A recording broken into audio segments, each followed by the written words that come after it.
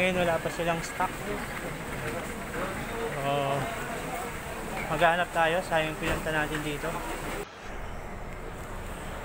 Guys, nakabili na tayo ng keyboard para sa notepad Asus.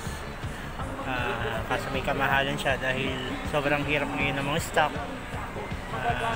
Binili ko na siya worth of 1,200 para matapos lang. I-test na lang natin yung mga keypad niya para hindi na tayo bumalik dito. So, at least nakahanap ako ng shop na may available sila dito pala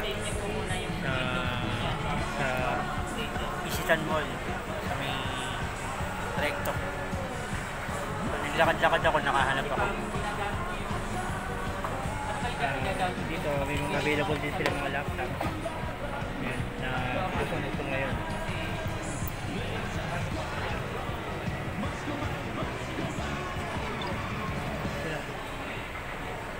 Yun, so okay lang, babayad na tayo.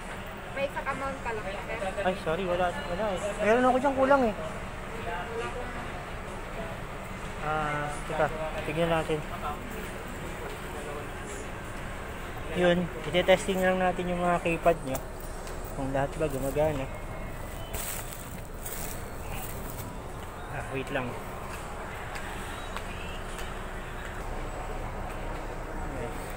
Dito pa lang iti-test na natin kung gumagana lahat ng key kasi mahirap na kung nakauwi na tayo at pinix na natin lahat yung binalik na natin lahat ng component niya, pati yung mga edges niya, yung part ng laptop, tapos mayroon palang isang key na hindi gumagana. So manufacturer fault yun, so kailangan natin ibalik na naman. Dito pa lang i-check na natin. I-check ko muna. Yun, tinry ko munang ikabit yung luma. Tapos nakakabit din yung bago para magamit natin yung Corsair. Salamat, sir. Sir, ilang week yung warranty? 1 month. Sige po. Testing ko lang, sir, ha.